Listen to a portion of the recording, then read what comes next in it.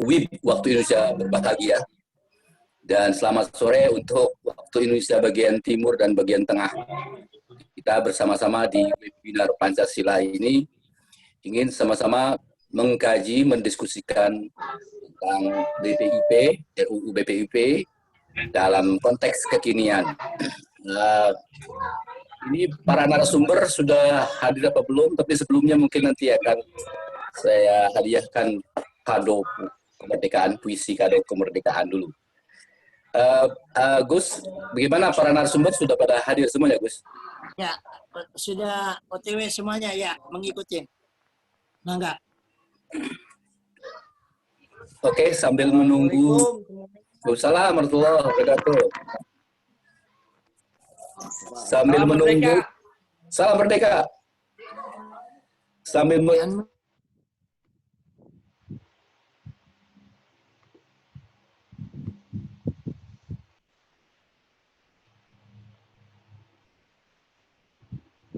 Halo Habib, suaranya.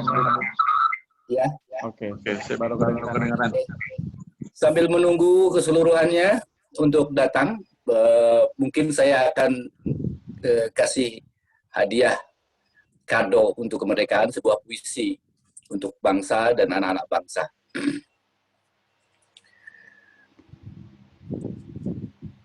Kado kemerdekaan 75 Republik Indonesia. Di dalam nama Sang Maha Cinta, kututur rasa syukur, kuhatur kata selamat, bersyukur, dan berbahagia atas 75 tahun engkau nikmati merdeka. Wahai persada Nusantara Indonesia Jaya, bersama Pancasila sebagai pengikat cinta anak-anak bangsa, bersama cinta yang berkobar di dada pejuang bumi persada yang gemah ripah, engkau selamat, engkau lepas, engkau bebas, engkau merdeka dari cengkraman para penjajah yang ratusan tahun menjarah hingga lembar-lembar sejarah berlumuran darah. Bersama cinta yang mengesahkan asa, rasa, karsa, dan cipta di dada pemuda-pemuda pejuang kita, hingga para pengangkang yang mengekang jadi pecundang yang tercengkang, hengkang tunggang langgang, merdeka. Dengan air mata dan darah tercurah, akhirnya negeri kita menang merdeka, gilang gemilang. Wahai generasi muda, jas merah, jangan lupakan sejarah, agar kalian tidak serakah saling menjarah demi nafsumu yang menjajah. Sementara kakek dan nenek moyang berjuang agar engkau merdeka, berjiwa gemilang, bercahaya bak gemintang. Wahai pemuda-pemudi harapan bangsa, kalian kini saat ini hanya tinggal menikmati dengan mengisi, mengaktualisasi makna kata merdeka yang hakiki. Bangunlah jiwa agar raga kita tetap terjaga.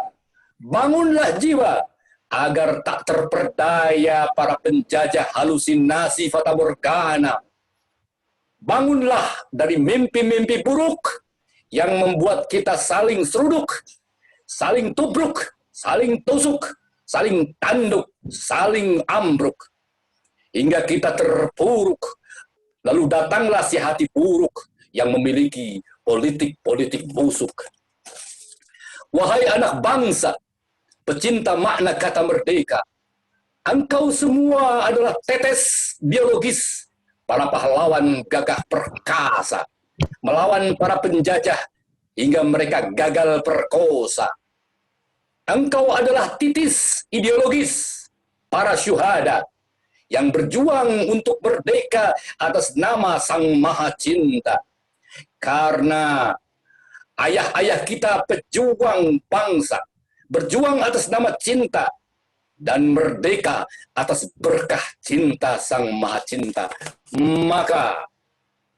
Maka bebaskan jiwa dari belenggu penjara.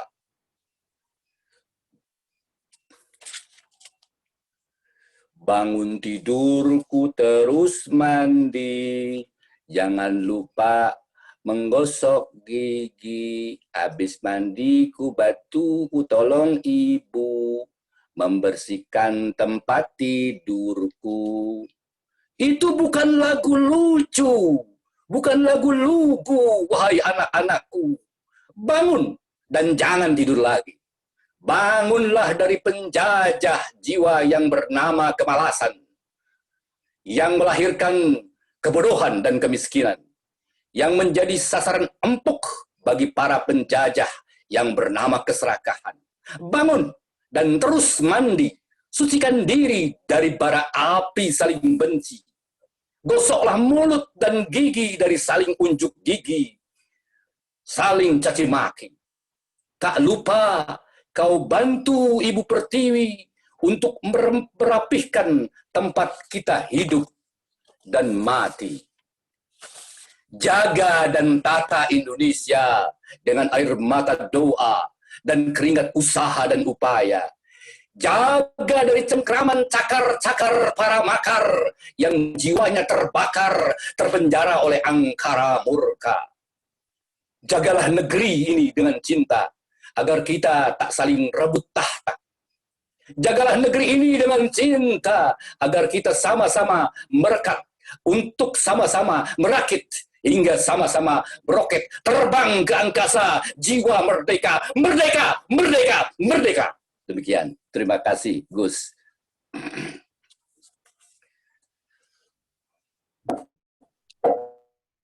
Mantap, mantap, mantap.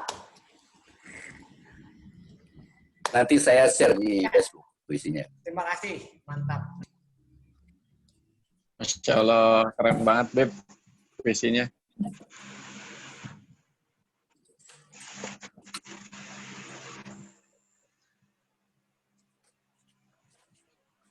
Saya ingin dengar juga puisi dari Bib Ali. Kita tunggu nanti Bib Ali pasti punya puisi yang lebih dahsyat lagi.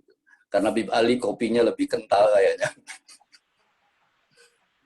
Bib Ali, antum jangan ya antum sastrawan juga, Beb. Fadhal.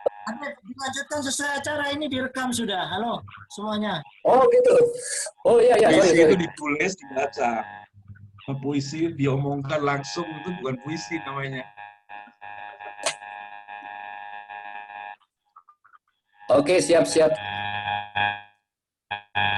Para peserta sekalian, para peserta webinar yang berbahagia, pada kali ini kita akan mengkaji bersama tentang RUU BIP dalam konteks kekinian. Saya hadir mungkin beberapa narasumber. Untuk yang pertama, silakan narasumber yang pertama, Aboni Hagen, PhD, yaitu Direktur Eksekutif Pengamat Sosial Politik. Kita ingin menyimak bersama bagaimana menurut beliau dalam pengamatan sosial politik tentang BIP Pancasila. Kami persilahkan kepada beliau. Waktu dan tempat. Halo, sudah hadir? Ya, Bapak Boni sudah hadir? Hargan belum hadir. Sesuai gitu. acara nggak dibaca apa? Kita sesuai rundown acara. Kita saat ini langsung potong tumpeng dan doa syukur HUT RI. Gimana sih moderator? Oleh Gus Soleh MZ. Enggak kebantu. Ya silakan. Maaf Gus, tadi saya loncat bacanya Gus. Saya loncat ke baca. Ya. Silakan untuk acara selanjutnya, acara potong tumpeng dan doa syukur HUT RI ke-75. Dilanjutkan pengantar diskusi ke Kado HUT RI mendorong pemerintah segera mengesahkan RUU BIP guna menghambat pelaju kencangnya gerakan radikalisme khilafahisme di NKRI. Kepada Gus Soleh kami persilahkan.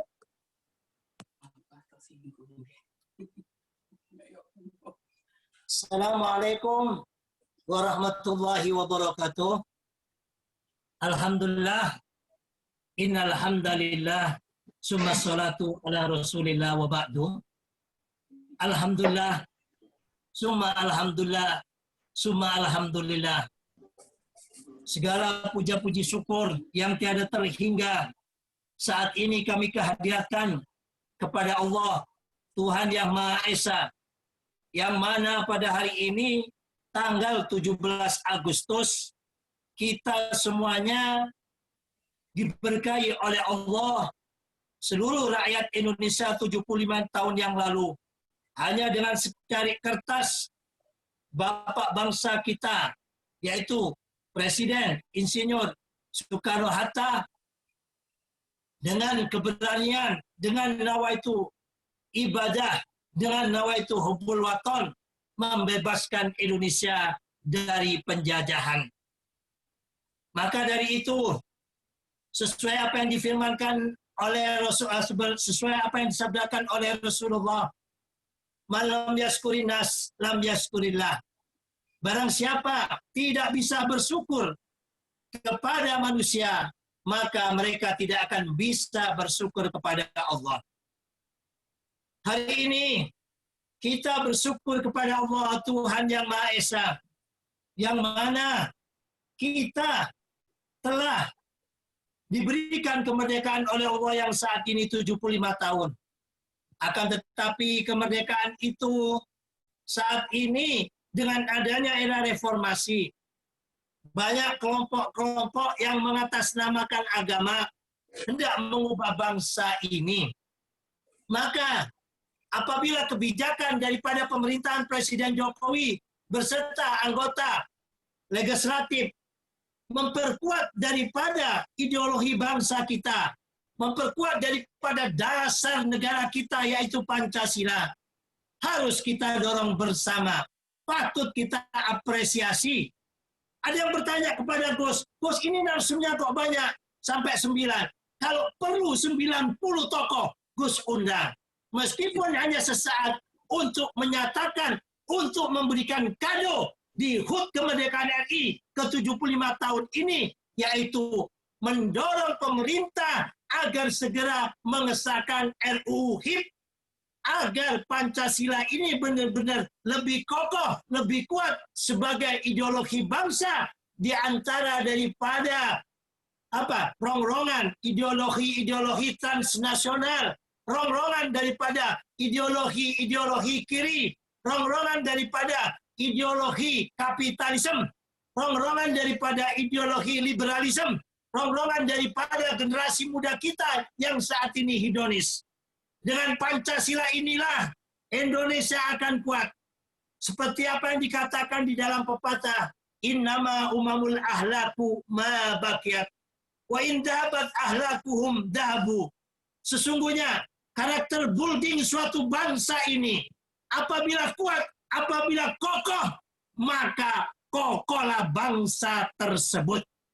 Akan tetapi apabila karakter building suatu bangsa ini lemah, maka lemahlah bangsa tersebut. BPIP merupakan badan ideologi pembinaan Pancasila. Bagaimana kalau dulu itu ada BP7 ya di zaman Orde Baru, akan tetapi syarat dengan muatan-muatan politis atau Pancasila dipolitisasi sehingga masyarakat warga negara Indonesia menjadi muak terhadap Pancasila tersebut sebab Pancasila dipolitisasi. Harapan kita dengan BPIP ini tidak ada main-main sedikit pun terhadap politisasi Pancasila. Tiada lain, tiada bukan, diadakannya RUU atau undang-undang BPIP ini adalah memperkuat ideologi Pancasila di bumi NKRI ini. Sehingga tidak ada kelompok-kelompok lain, ideologi-ideologi lain yang bermain-main di Indonesia. Yang apa? Mereka senantiasa membuat gaduh di bumi Pancasila dan NKRI ini. Inilah kado dari kami untuk negeri kami ke-75 tahun ini. Kami bersama para tokoh, para narasumber, bersama para peserta webinar yang ada di acara ini, memberikan kado. Inilah yang bisa kita berikan pada bangsa dan negara kita di HUT ke-75 tahun ini. Saat ini kita bukan perang dengan senjata, tapi proxy war, yaitu perang pemikiran, perang ideologi. Para kapitalis menggunakan orang-orang yang berhasrat tinggi dengan topeng agama.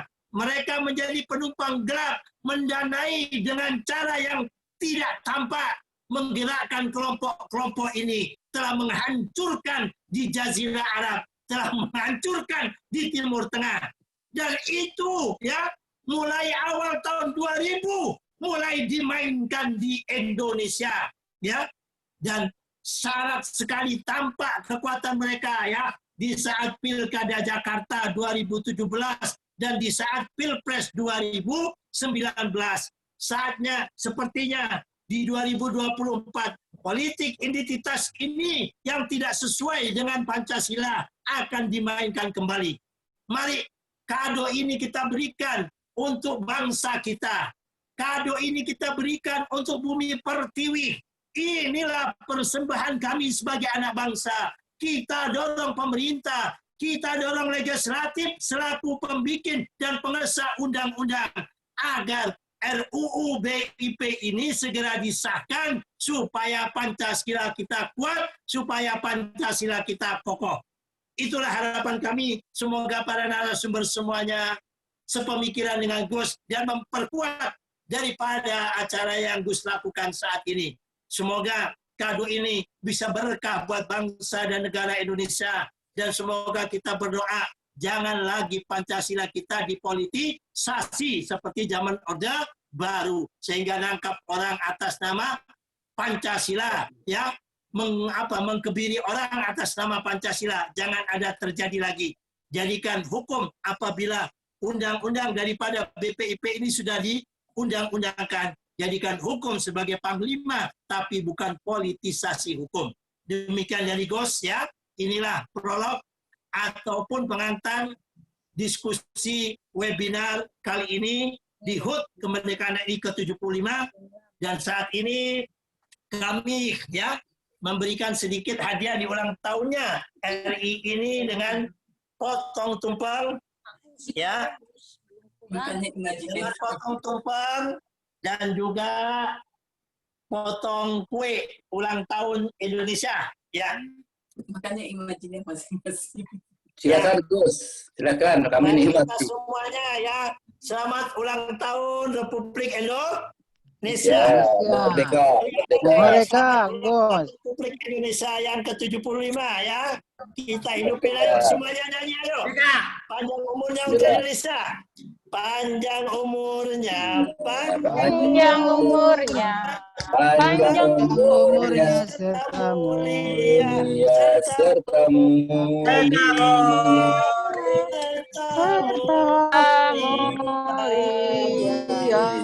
Merdeka. Panjang umurnya. merdeka. Semoga Indonesia kekal. NKRI harga mati. Hanyutkan radikalisme di Indonesia. Setuju? Merdeka. Merdeka. 75 menit ya.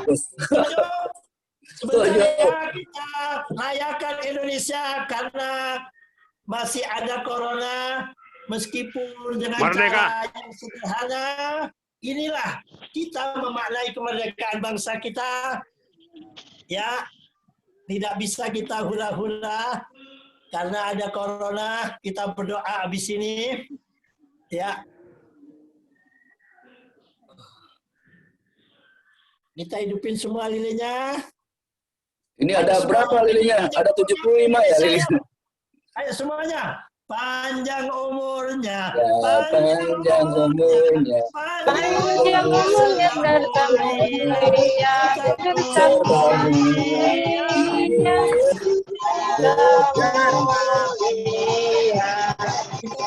Tiup lilinnya, tiup lilinnya. Lima. Tiup. Ya, Udah ya. merdeka, ayo. Merdeka. Ke-75. Merdeka. Ya. Merdeka Indonesiaku, ya. Merdeka, ya. Sekarang potong tumpeng ya untuk NKRI. Silakan. Semoga Indonesia senantiasa berkah. Sini, nah, ya. Kita potong tumpengnya, kita berikan kepada moderator. Ya, berhubung moderator jauh, ya. Baik Bluetooth, baik Bluetooth. Kita wakilkan kepada Boyati, ya. Dari Zoom ke Ya. WA-nya kan banyak Negara masuk. Salam Kesatuan kemerdekaan Nggak RI bisa, gua habis. ke-75 ya. ini namanya Merdeka. NKRI virtual. Ya, demikian dari Gus. Kami minta kepada Habib kita karena ada Habib Ali untuk berdoa untuk NKRI. Demikian dari Gus.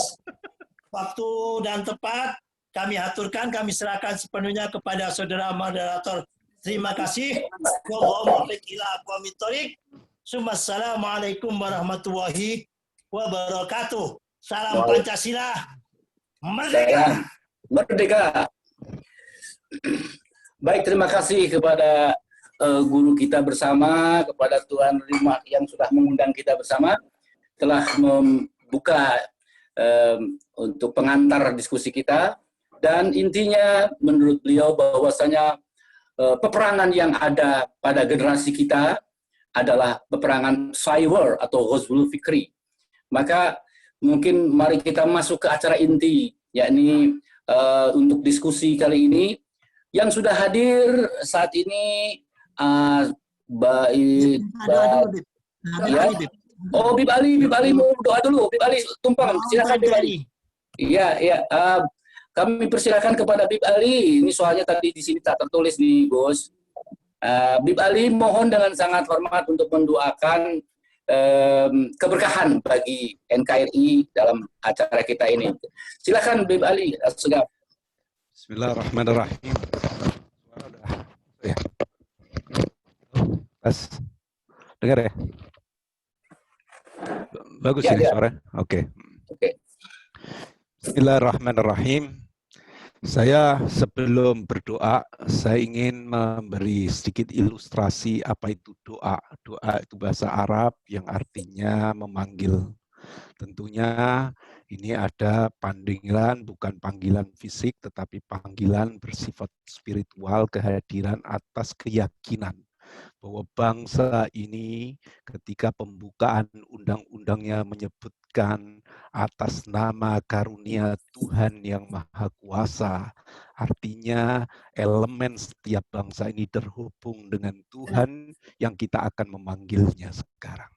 Karena itu kehadiran Tuhan yang dipanggil itu bukan Tuhan yang jauh, tapi Tuhan yang hadir, Tuhan yang memelihara kita, Tuhan yang memberikan makna berjuang negeri ini sehingga dia mengerti kehormatan.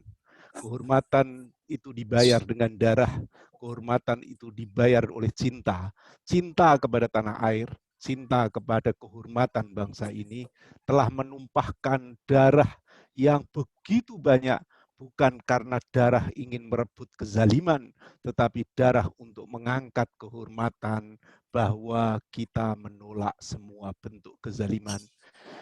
Bangsa ini kemudian dikaruniakan nikmat yang dengannya tokoh-tokoh di zaman itu telah membuahkan sebuah bentuk peraturan yang menyadarkan kita di sebuah rumah. Rumah inilah adalah tempat suci yang kita juga sebut dengan Indonesia.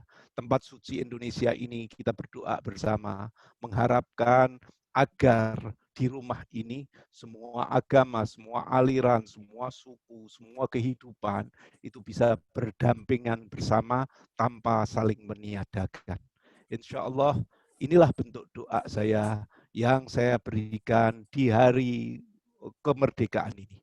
Kemerdekaan ini juga bermakna bukan hanya kemerdekaan fisiknya, tapi juga kemerdekaan pikirannya dan kemerdekaan batinnya. Ya Allah, Tuhan yang dikenal dengan nama Tuhan Maha Merdeka. Karenanya Dia yang memanggil dengan sebutan yang juga disebut Ya ayyatuhan nafsul mutmainnah. Wahai jiwa-jiwa yang tenang. Jiwa yang tenang yang juga hidup di bumi, bukan ketika dia sudah mati. Irji'i ila rabbiki radiyatan mardiyah. Kembalilah kepada Tuhanmu.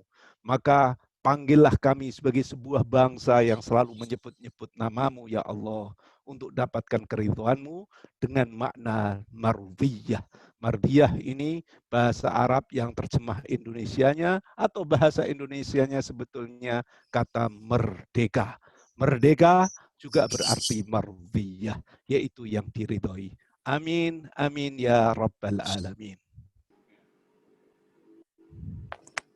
Amin. Terima kasih Habib Ali, anggota DPR calon Bupati Jember. Kita doakan mudah-mudahan bisa membawa Jember merdeka dari kemiskinan, merdeka dari kebodohan. Koreksi, bukan anggota DPR. Oh, iya. Bukan anggota DPR. Sorry, saya baca itu siapa yang bilang ada beliau. Saya calon Bupati Jember. Ya, calon Bupati Jember ya. Kita doakan, amin. Mudah-mudahan sukses ya. Amin. Baik, para peserta sekalian, masuklah kita ke acara inti.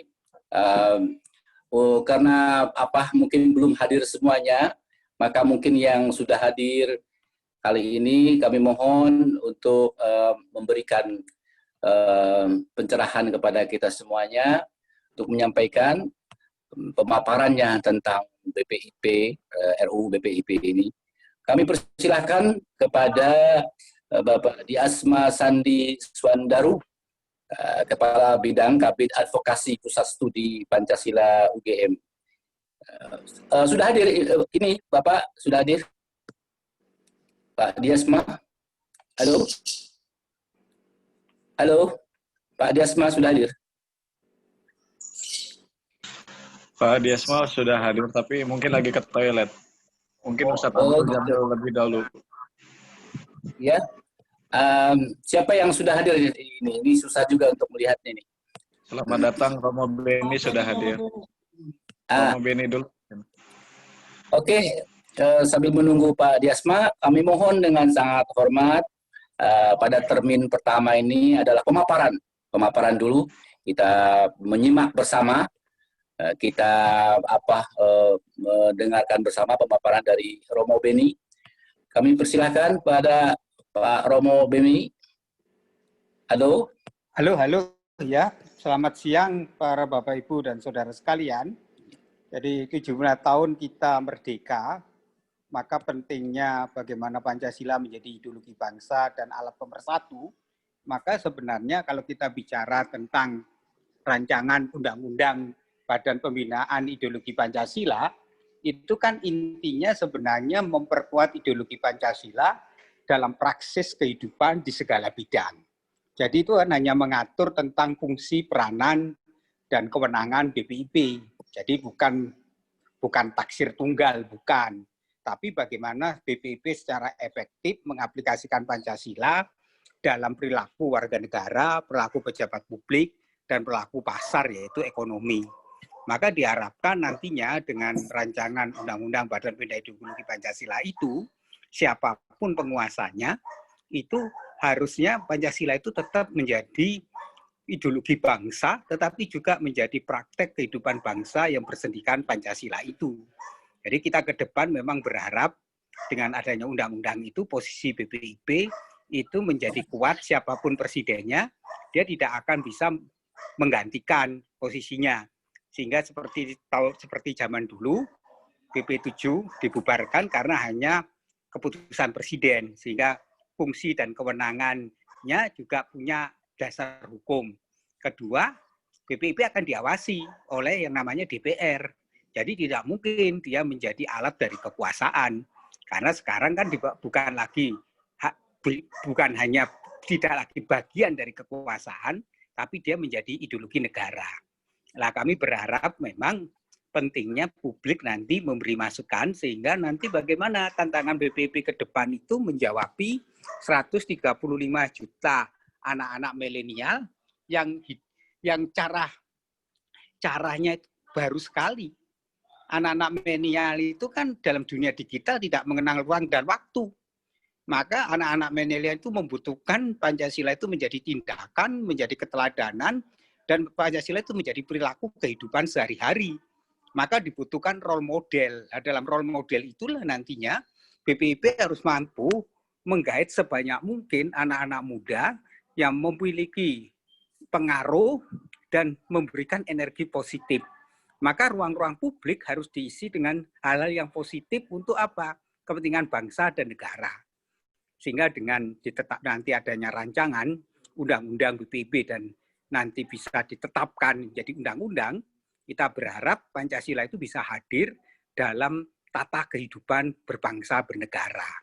Karena bagaimanapun kita membutuhkan sebuah kesadaran bersama bahwa Pancasila itu harus mampu dihayati dalam perilaku kehidupan. Jadi siapa yang menyintai Tuhannya itu kan pasti menyintai sesamanya. Lah orang yang menyintai sesama itu pasti tidak ingin hidup dalam permusuhan, hidup dalam pertentangan, tapi selalu menjaga persatuan. Lah persatuan hanya bisa dijaga kalau setiap unsur bangsa ini dalam menyelesaikan masalah itu menempuh titik temu. Maka dia menjadi titik temu bersama. Nah, titik temu itu kan butuh musyawarah mufakat.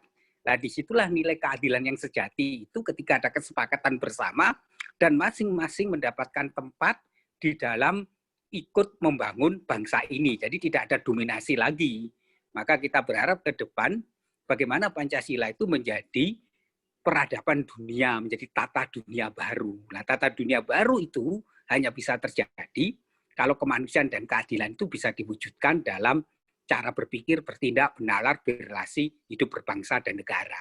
Maka tantangan ke depan adalah BPIP harus mampu merespon perubahan zaman, merespon dinamika zaman, tetapi BPIP harus masuk ke dalam jantung anak-anak milenial itu.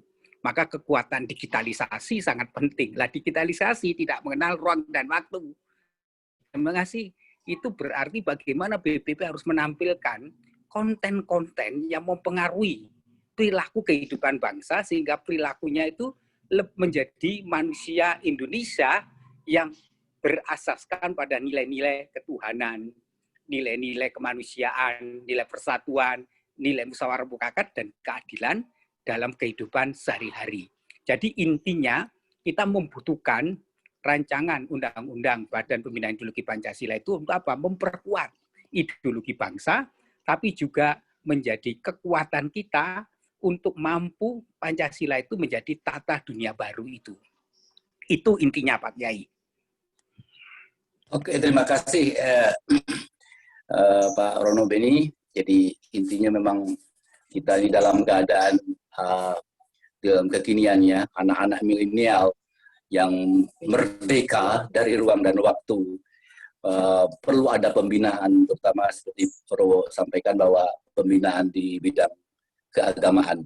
Maka kami mohon untuk selanjutnya Bapak Kiai Saiful Bahri, seperti tadi Romo sampaikan bahwa kita perlu melahirkan generasi-generasi yang mencintai bangsa ini walaupun berbeda agama. Kami persilahkan Bapak Kiai Saiful Bahri. Ya, terima kasih. Habib. Assalamualaikum warahmatullahi wabarakatuh. Waalaikumsalam.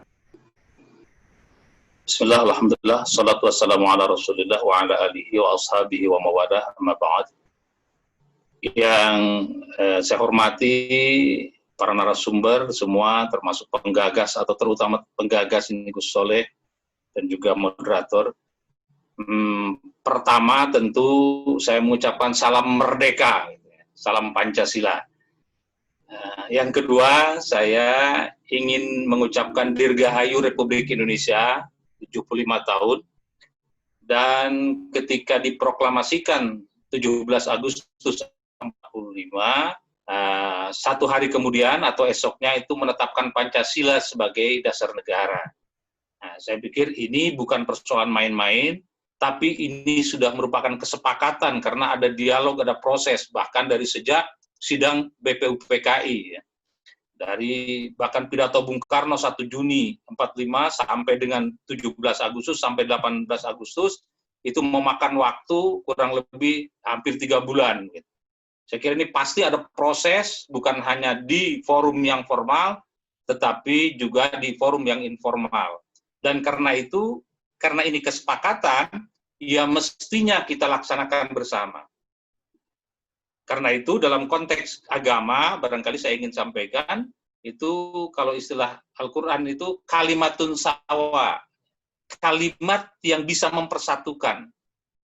Dan kita harapkan memang inilah simbol kita, sekaligus ideologi bernegara, berbangsa, dan juga falsafah hidup dalam bermasyarakat, berbangsa, dan bernegara di Indonesia, ya Pancasila itu.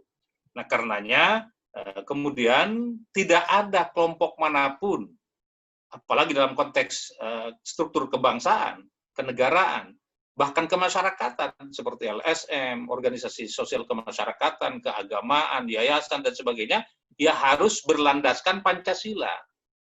Jadi tidak ada yang boleh menolak selagi mau hidup di negara Republik Indonesia yang kita cintai. Kecuali memang kalau sudah bosan di negeri ini hidup, ya mungkin akan memilih cara lain atau ideologi lain. Nah, itu. Saya kira selama kita masih di Indonesia, disinilah. Dan para ulama itu, saya berpegang kepada pemikiran-pemikiran para ulama, dan ulama itu sejak dulu, memang memandang Pancasila itu dari sisi akidah syariah, bahkan akhlak sekalipun, tidak ada yang bertentangan dengan agama Islam, ya, tidak ada yang bertentangan. Dan itu para ulama-ulama bukan sembarangan ulama, sudah mengatakan sejak awal soal itu. Nah, lalu apalagi kita, gitu, penerusnya, kira luar biasa. Dan Pancasila itu juga tata nilai yang digali dari pola hidup, pola sikap, pola tindak, dan juga nilai-nilai luhur budaya bangsa. Yang bangsa kita ini religius, karena itu ada ketuhanannya. Bangsa kita juga persatuannya kuat, karena itu kita bisa merdeka. Dan itu juga persatuan, rasa kemanusiaan, dan seterusnya itu luar biasa. Dan nilai-nilai itu yang kalau nanti Undang-Undang BPIP itu disahkan, gitu, memang harus juga memuat implementasi nilai-nilai moral Pancasila itu. Dan juga mungkin bukan sekedar bagaimana implementasinya, tapi juga bagaimana itu bisa menjadi sebuah literasi yang formal di sekolah, di kampus, di mana-mana, dari mulai sejak TK sampai dengan perguruan tinggi. Tidak bisa tidak, saya kira memang ideologi negara ini harus dijadikan mata pelajaran yang formal, yang wajib. Gitu. Dan kemudian juga ideologi ini, di samping mempersatukan tadi, Pancasila kita ini, juga bisa menangkal apakah itu liberalisme, seperti Gus Soleh katakan tadi, juga dari sisi yang lain adalah fundamentalisme dan radikalisme keagamaan.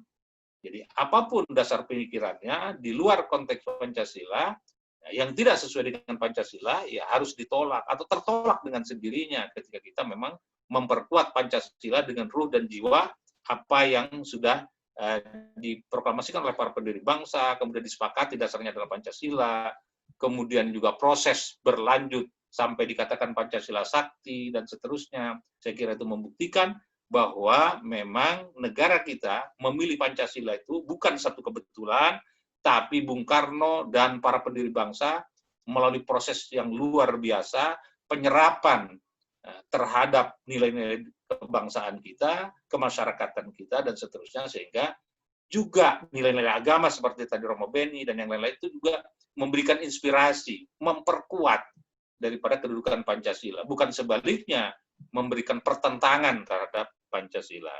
Saya kira mungkin saya garis besarnya hanya itu saja. Nanti soal detail tentang rancangan Undang-Undang BPIP-nya seperti apa, kita juga ingin dengar dari Bu Eva misalnya, dan seterusnya. Mungkin mudah-mudahan saya nanti bisa nyambung kalau ada hal-hal yang kita diskusikan bersama. Terima kasih, Habib. Demikian pengantar saja. Assalamualaikum warahmatullahi wabarakatuh.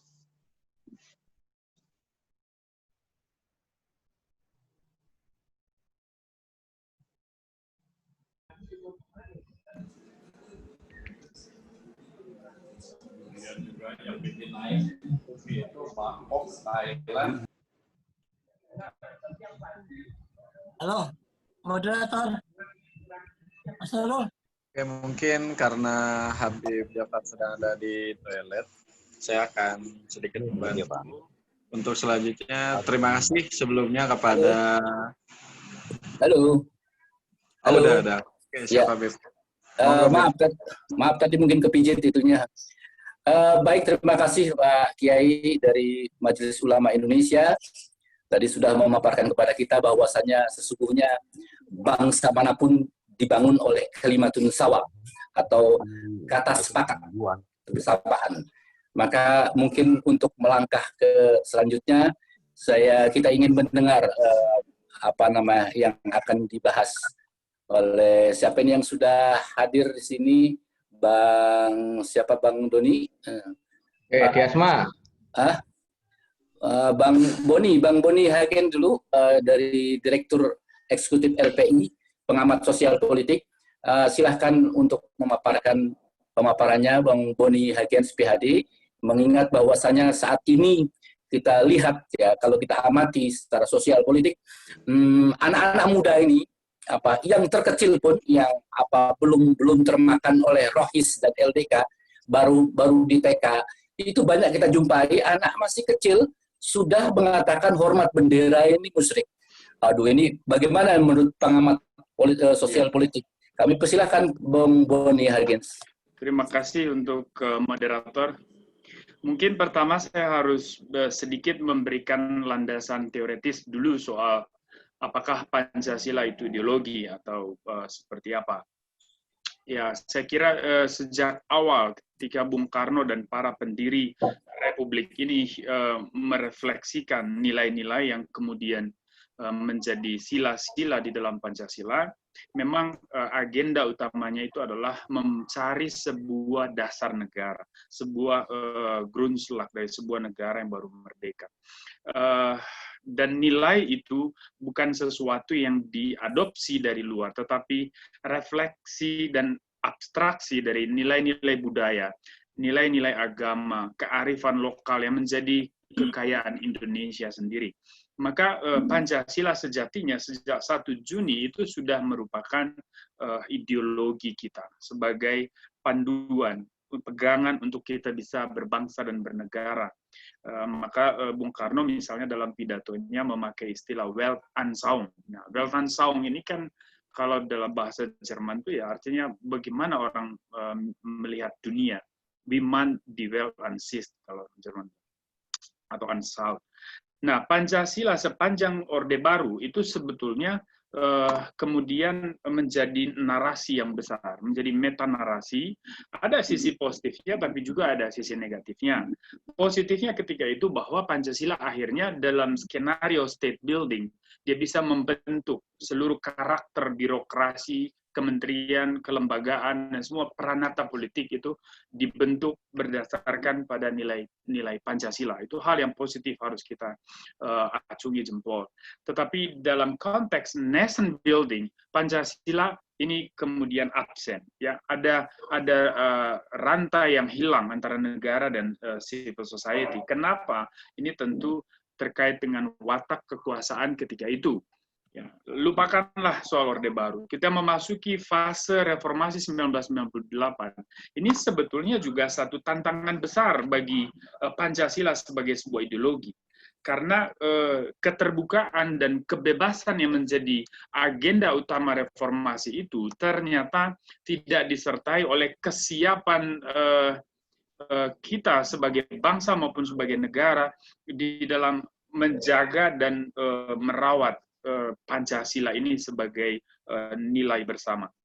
Dan kebebasan itu kemudian memungkinkan kelompok-kelompok lain muncul. Ya, mereka yang sepanjang Orde Baru merasa ditekan, yaitu kelompok Islam politik yang terutama berhaluan kanan jauh, ya kelompok far right ini merasa inilah saatnya mereka akhirnya bangkit dan menunjukkan baju mereka. Kalau sebelumnya kan mereka bersembunyi di Golkar, bersembunyi di P3, setelah 98 mereka mendirikan partai politik, ya sebagian masuk ke yang namanya Partai Keadilan (PK) ketika itu. Nah, setelah tidak lolos threshold, electoral threshold, lalu mereka menjadi PKS. Dan pelembagaan nilai politik dari kelompok kanan jauh ini sebetulnya sangat sukses setelah 1998, dan menariknya 10 tahun pemerintahan Pak SBY ini satu fase di mana mereka mengalami proliferasi, ya, yang luar biasa dahsyat karena diberi momentum dan diberi sumber daya. Mereka memasuki institusi negara. Kemudian sejak itulah birokrasi kita dicaplok oleh kelompok ini, dan kemudian pada saat yang sama tentu saja Pancasila dibobok dan dipersoalkan. Kenapa? Karena kelompok yang kemudian 10 tahun itu menguasai birokrasi dan menanamkan nilai-nilai baru ke dalam ruang sosial politik, mereka ingin menggeser Pancasila dengan doktrin agama. Karena orientasi utama mereka adalah mendirikan sebuah negara Indonesia berbasis kitab suci. Ya, mungkin tidak murni teokrasi, tapi mungkin teodemokrasi seperti gagasan Al-Maududi misalnya di Timur Tengah. Ya, tetapi yang mau saya katakan bahwa mereka sukses, dan sekarang kita berhadapan dengan persoalan besar yang merupakan keberhasilan tanda petik dari 10 tahun pemerintahan Pak SBY. Dan ini tidak mudah. Kenapa? Saat yang sama negara sebetulnya juga kehilangan perhatian sepanjang beberapa tahun setelah 1998 itu untuk benar-benar menyasarkan Pancasila ini sebagai target politik di dalam upaya bagaimana membumikan ideologi ini sebagai panduan bersama kita untuk berbangsa dan bernegara. Nah, ketika Pancasila tidak lagi dijadikan sebagai satu metanarasi di dalam proses sosial politik pasca 1998, maka ruang sosial ini dikooptasi oleh nilai lain, yaitu nilai yang dibawa oleh kelompok Wahabi, yang kemudian juga kita sebut Salafi, ya. Dan terakhir ini kelompok takfiri ini agak berbahaya, karena agak serempet-serempet dengan teroris. Nah, dan inilah saatnya sebetulnya bagi kita untuk kembali menegaskan, ya, bukan hanya soal Pancasila sebagai ideologi, tapi bagaimana konkretnya Pancasila itu menjadi betul-betul jiwa dari sebuah negara bangsa bernama Indonesia. Dia betul-betul menjadi elemen utama di dalam proses nation building, pembangunan bangsa. Artinya pembangunan manusianya, pembangunan sistem berpikir dari masyarakatnya, baik individu maupun kelompok, dan juga pembangunan sistem berpikir dari rejim politik. Nah, disinilah sebetulnya menurut saya ide berdirinya Badan Pembinaan Ideologi Pancasila itu tepat konteks. Ya, cuman ketika itu kan orang mempertanyakan dasar yuridisnya apa. Lalu muncullah gagasan supaya ada rancangan undang-undang yang memang spesifik untuk memberikan landasan yuridis bagi BPIP, dan disitulah muncul rancangan undang-undang HIP yang kemudian menjadi kontroversi dan sekarang menjadi RUU BPIP. Saya kira kita semua memang harus mendukung karena jelas tujuannya dan dasarnya. Ya, tetapi sekali lagi, Pancasila sebagai ideologi kan mengandung konsekuensi bahwa satu, Pancasila harus bisa menjadi instrumen untuk bisa menjelaskan kenapa kerumitan sosial politik atau kerumitan hidup ini terjadi, misalnya kita alami dalam skala apapun. Nah, Pancasila juga sebagai ideologi, dia memberi panduan untuk mengevaluasi. Kalau ada masalah, terus kita harus buat apa?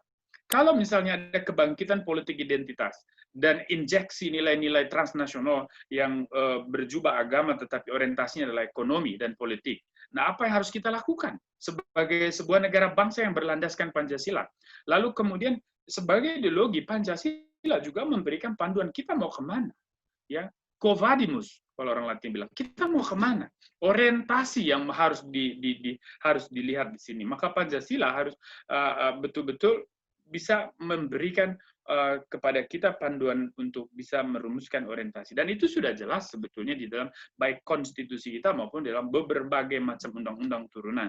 Nah, dan kemudian sebagai ideologi juga Pancasila ini menjadi instrumen atau perangkat untuk kita bisa merumuskan tindakan-tindakan sosial politik yang konkret, kebijakan-kebijakan yang konkret di dalam manajemen bernegara dan berbangsa.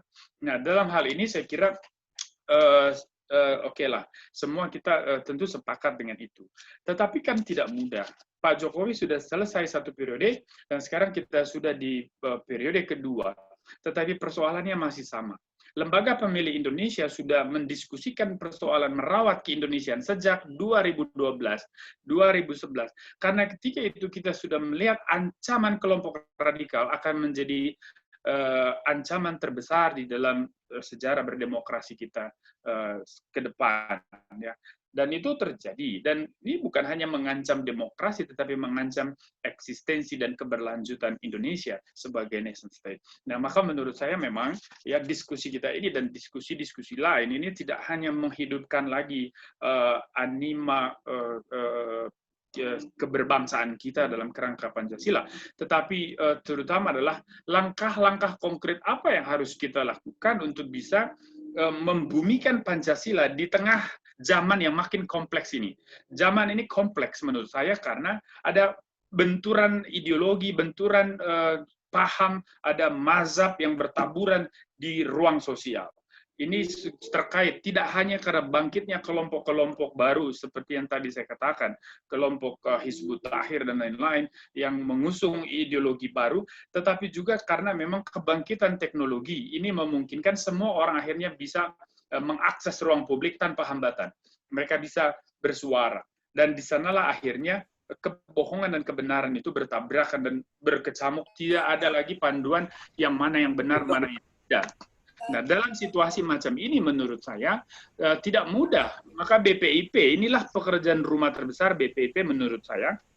Bagaimana merawat kepala kaum milenial, anak-anak muda, dan anak-anak kita yang masih di bangku sekolah dasar, yang masih di taman kanak-kanak, yang di sekolah menengah, merawat kepala mereka supaya tidak dicekoki oleh nilai-nilai yang bertabrakan dengan prinsip Pancasila.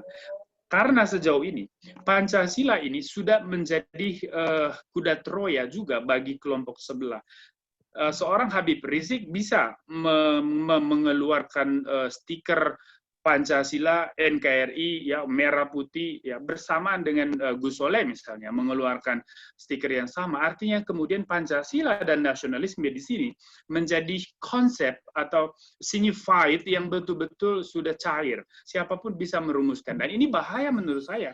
Karena kaum milenial ini kelompok yang tidak punya referensi yang kuat di dalam memahami sejarah maupun di dalam upaya membangun bangsa dan negara ini dalam berpolitik. Nah, maka mereka harus dibantu untuk harus ada satu referensi yang kuat. Sehingga nanti nasionalisme kita ini tidak bergeser definisinya, maknanya. Begitu juga Pancasila.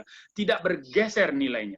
Karena Pancasila bisa namanya sama, tetapi kalau kelompok sebelah yang menang, dia bisa berubah menjadi Piagam Jakarta dengan nama Pancasila. Tinggal memasukkan kembali 7 kata di ayat sila pertama Pancasila. Artinya bahwa ini perkara yang serius. Dan sejauh ini kita tidak cukup kuat, kaum nasionalis maksud saya, tidak cukup kuat menghadapi gelombang tekanan dan juga propaganda yang dibangun oleh teman-teman kanan jauh ini, ya far-right ini. Mereka sangat lihai karena memang satu mereka punya militansi dan jaringan organisasi yang kuat. Yang kedua, mereka memahami kelemahan mereka, yaitu mereka selalu dituduh lemah dari sisi akademik, mereka selalu dituduh lemah dari sisi ekonomi, dan sekarang mereka bangkit. Makin banyak orang cerdas disekolahkan dan juga yang tamat sekolah akhirnya bergabung dan menjadi aktor intelektual. Lalu kemudian makin banyak orang yang punya uang, baik pebisnis skala kecil, menengah maupun besar juga ikut di dalam gelombang gerakan radikal ini. Maka menurut saya diskusi soal kebangkitan politik identitas tidak lagi bisa kita masukkan di dalam kerangka berpikir klasik yang mencoba memetakan dengan paradigma yang deterministik bahwa ada korelasi dengan ada korelasi dengan faktor pendidikan. Karena sekarang sebetulnya gerakan ini murni gerakan politik. Kalau dia politik, maka segregasi kelas menjadi tidak penting di situ. Yang paling penting kemudian adalah bagaimana power game, permainan kekuasaan ini, bandul kekuasaan ini dimainkan. Dan disinilah tantangan terbesarnya, karena BPIP inilah yang akan memikul tanggung jawab besar. Bagaimana mengisi kepala anak-anak TK, anak-anak remaja, anak-anak muda untuk mencintai merah putih, mencintai NKRI ini dalam keberagamannya, kebinekaannya.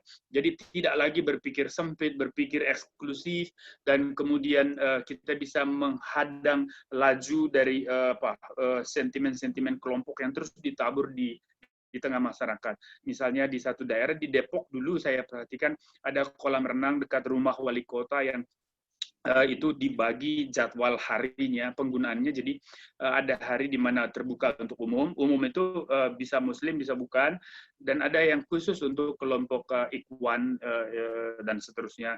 Jadi kalau mereka yang memakai itu tidak boleh ada orang lain menyentuh air itu karena nanti dianggap sudah haram, ya, dan seterusnya. Dan saya kira di beberapa daerah juga sudah jelas lokalisasi, ya, perumahan-perumahan syariah itu dibentuk dan mereka mulai mengelompok secara teritorial. Bukan hanya bicara soal pengelompokan dalam dalam organisasi, mereka sudah mengelompok di wilayah tinggal, itu sudah jelas. Banyak pemerintah daerah juga sudah bagian dari mereka dan kemudian menyetujui proyek-proyek perumahan yang khusus untuk kelompok-kelompok seperti ini. Jadi mereka tidak akan berbaur dengan orang lain. Dan ini konsekuensinya adalah mereka akan makin kuat. Maka kalau mereka keluar dari kompleksnya, mereka akan menjadi senjata besar yang bisa mematikan bagi kelompok yang kaum nasionalis terutama. Ya, saya kira itulah, dan bagaimana konkretnya ke depannya. Karena kita tidak bisa hanya berharap kepada institusi negara seperti BNPT misalnya dalam upaya deradikalisasi. Kita tidak bisa hanya berharap kepada badan kepada kepolisian, TNI maupun badan intelijen. Nah, kita sebagai masyarakat bagaimana adalah subjek dari seluruh proses berbangsa dan bernegara ini. Maka kitalah yang harus bisa melakukan sesuatu, ya. Ya, dan sejauh ini kan masyarakat ini banyak yang diam. Dan bagaimana silent majority ini, mayoritas yang diam ini, yang betul-betul sebetulnya mereka prihatin dan takut, tetapi tidak tahu mau buat apa. Nah, kelompok ini mungkin tidak perlu berbuat apa-apa, tetapi cukup mereka diyakinkan untuk berani bersikap toleran, berani bersikap moderat, berani bersikap terbuka, dan tidak boleh menghakimi orang lain. Maka dulu saya pernah bilang, ayo kita harus punya satu undang-undang khusus, ya bukan bicara soal diskriminasi secara umum, tetapi satu undang-undang yang bisa membahas misalnya masalah pelecehan dalam skala yang luas. Tidak hanya pelecehan seksual, tetapi juga misalnya pelecehan harga diri. Seseorang kalau dibilang kamu hitam, kamu kafir, itu bisa dikenai pasal di dalam undang-undang itu. Nah, negara punya tugas adalah bagaimana menjaga ketertiban sosial dan menjamin konformitas. Nah, kita tidak bisa mengandaikan bahwa semua orang akan baik. Semua orang punya hati seperti malaikat. Tugas negara adalah bagaimana menjamin ketertiban sosial itu. Maka negara tidak boleh punya asumsi seakan-akan ada satu hal yang pasti. Negara harus selalu membuka semua kemungkinan bisa terjadi. Maka satu hal yang pasti yang harus dilakukan negara adalah adanya satu rule of law, satu perangkat hukum yang kuat. Nah, disitulah yang kita butuhkan, saya kira ke depan ini. Baik. Terima kasih Bang Vinus, sangat luas sekali pemaparannya. Di saat ini sudah hadir Bu Eva, tapi sebelumnya tadi seperti yang disampaikan oleh Bang Vinus bahwasanya beliau menggunakan saya Boni, Pak Moderator. Bang Boni, ya sorry. Bang Boni tadi menggunakan kata ashabul yamin atau ashabul yasar, atau istilahnya golongan kanan. Tapi tidak hanya golongan kanan, tapi ada kata-kata kanan jauh, berarti ada kanan dekat. Itu. Kenapa istilah itu muncul? Mungkin zaman-zaman dulu, ketika awal-awal dulu, golongan kanan yang jauh belum begitu hadir, belum begitu dominan. Tapi golongan kanan yang dekat malah dekat dengan golongan kiri. Banyak sekali para kiai-kiai, bahkan di Sumatera Barat, di Aceh, itu masuk ke Partai Komunis Indonesia. Mereka berdampingan dengan baik. Karena mereka juga tahu bahwasannya para pejuang yang melawan Belanda banyak juga dari komunis. Tapi saat ini istilah golongan kanan jauh itu perlu hadir. Kenapa? Karena memang kenyataannya mereka hadir. Nah, bagaimana ini pandangannya menurut Ibu Eva? Kami persilakan Ibu Eva untuk memberikan pemaparannya. Ibu Eva, silakan. Bunda. Ya, siap. Assalamualaikum warahmatullahi wabarakatuh. Salam sejahtera, selamat sore kepada semuanya. Bapak Ibu yang saya hormati, terima kasih atas kesempatan ini. Dan tentu kepada semuanya saya mengucapkan Dirgahayu Republik Indonesia ke-75. Semoga semakin kokoh dan juga harus kita kokohkan bersama-sama karena NKRI is Pancasila ya. Karena kalau Pancasilanya nggak ada, NKRI-nya juga nggak ada. Itu argumen saya. Jadi saya sangat menghargai cara kita merayakan 75 tahun ini dengan membahas tentang Pancasila. Sebelum saya menjawab pertanyaan tadi, saya melihatnya begini. Ini kan masa di mana setelah, ini sangat standar ya analisa saya. Ketika kita dibingungkan dengan proses pembangun identitas pribadi, identitas kelompok akibat usainya Perang Dingin, maka pilihannya dua kan sebetulnya. Ada yang makin mengeras primordialismenya, baik berbasis suku maupun berbasis agama, tapi di satu sisi kapitalisme sebagai pemenang, the only ideology left ya, sebagai pemenang dari Perang Dingin, juga ngegas kencengnya. Sementara Pancasila kan berada di tengah-tengah nih ceritanya. Ketika tidak mau dengan kapitalisme, tapi mengambil sisi baiknya kapitalisme, memanggil sisi baiknya sosialisme, maka kita ya seperti masa lalu juga berada dalam situasi kompetisi ya, kompetisi dengan ideologi-ideologi yang lagi marak ya, terutama yang basisnya primordial. Tapi jangan lupa kanannya itu juga kanan ekonomi loh. Ya, kita melihat bagaimana corporatism itu juga semakin kuat, klientisme juga makin kuat, dan ini menjadi tantangan kita terutama yang di sila kelima, karena keadilan sosial kita masih menjadi perjuangan tersendiri. Jangan lupa, jangan ngomong terorisme tok ya, tapi kita juga harus menjawab tantangan pemerataan, one for all for all, itu kan pidatonya Bung Karno juga mengingatkan itu. Apalagi Bung Karno juga mengingatkan bahwa kita demokrasinya di mana ekonomi dan politik harus sama kuat. Sistem politik yang kita ambil adalah yang menjamin agar tidak ada sentralisasi kekayaan seperti yang ada di sistem parlementer dan seterusnya. Jadi masih panjang, walaupun Indonesia saat ini berada di the seven biggest GDP ya in the world, dan kita punya potensi untuk menjadi the fourth biggest economy in the world sesuai dengan analisa bahwa kita based on populasi harusnya bisa menjadi perekonomian keempat di dunia. Nah, kenapa saya concern dengan tema kali ini ya, BPIP? Karena kita ngomong fakta sekarang ya. Berbagai riset sudah menunjukkan bahwa yang mahasiswa sekarang naik, yang dulunya hanya 2-5%, Setara Institut kemudian menemukannya hampir 12%. Kemudian di ASN sendiri itu ada 21% yang terpapar radikalisme. Tapi jangan lupa tidak ada terorisme tanpa radikalisme. Jadi kita paham bahwa ini tantangan ke depan. Kemudian Setara juga menemukan di SMA, di perguruan tinggi negeri dan juga swasta, kemudian juga di BUMN, ASN, BUMN dan seterusnya, bahkan di Polri dan TNI, itu sudah infiltrasinya luar biasa untuk gerakan kanan, ideologi Islamisme ya, saya ngomong Islamisme saja, karena di Indonesia mayoritas Islam. Sementara kalau di Myanmar ideologi kanannya ya Buddhism, Sementara di tempat lain ada yang Amerika misalkan kan ultra kanannya adalah berisi kelompok Protestan dan seterusnya. Jadi ini tantangan seluruh dunia dan kebetulan kita mayoritasnya Islam. Jadi yang berkembang adalah grup yang meminta minta privilege untuk kelompok mayoritas mayoritas ini untuk diakomodasi dan seterusnya. Kenapa bisa demikian di Indonesia terutama? Karena nation and character building selama masuk reformasi tiba-tiba mandek. Sehingga tiba-tiba kita kena data-data yang ditemukan oleh teman-teman yang tadi saya sebut. Yang baik Wahid Institute, Wahid Foundation, Setara, kemudian juga SMRC, dan seterusnya. Data loh, ini kita ngomong data ya, bukan asumsi ya. Ini karena nation and character building project tiba-tiba berhenti.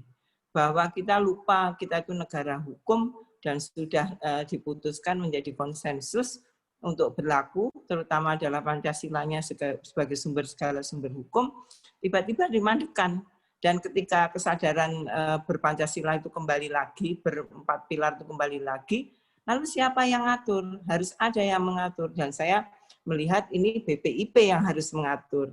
Suatu lembaga yang ditugaskan untuk mengendalikan nation and character building, untuk mengingatkan tentang citizenship, untuk menyatakan kewarganegaraan dan juga sebagai negara hukum, itu kesadaran hukum dan seterusnya.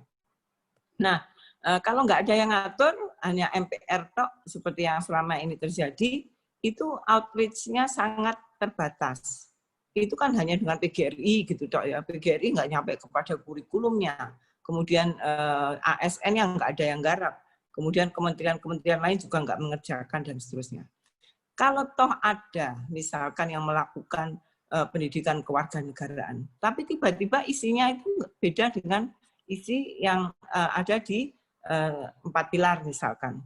Tiba-tiba NKRI bersyariah. Ya ngomong NKRI, tapi tiba-tiba bersyariah. Itu kan, loh kok nggak sama dengan keputusan di 18 Agustus 45 dan seterusnya.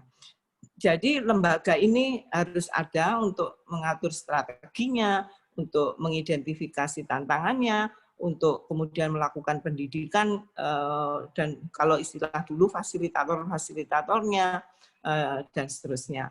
Dan wilayah-wilayah mana yang mau diprioritaskan, kementerian sudah ada misalkan kesepakatan 18 kementerian untuk mengatasi radikalisme di kementerian-kementerian. Tapi ternyata pada saat pelaksanaannya, temuannya teman-teman riset yang ada di Setara kan beda-beda.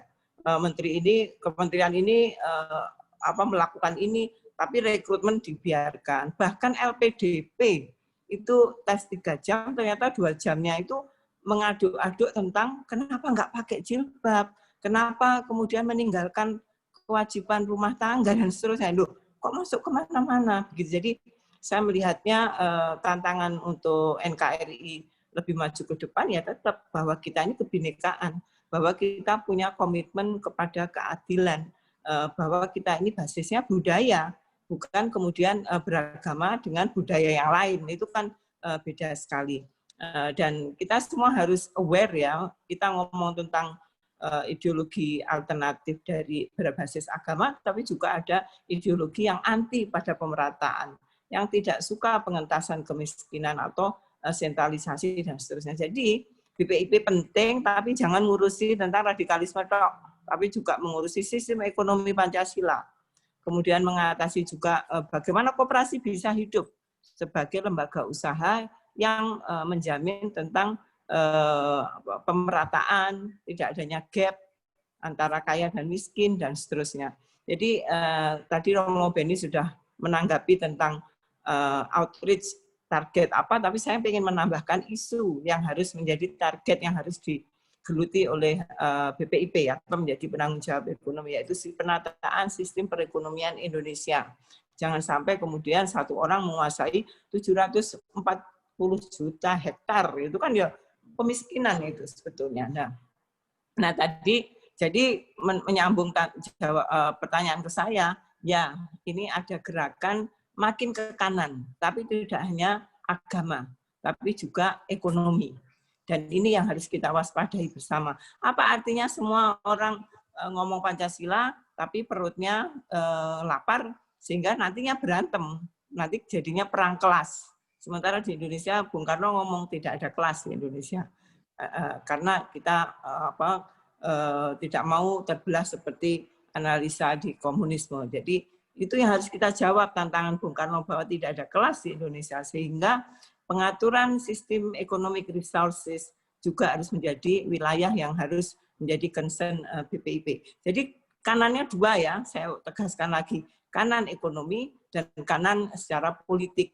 Itu menjadi tantangan semua. Kenapa? Karena Pancasila itu tengah.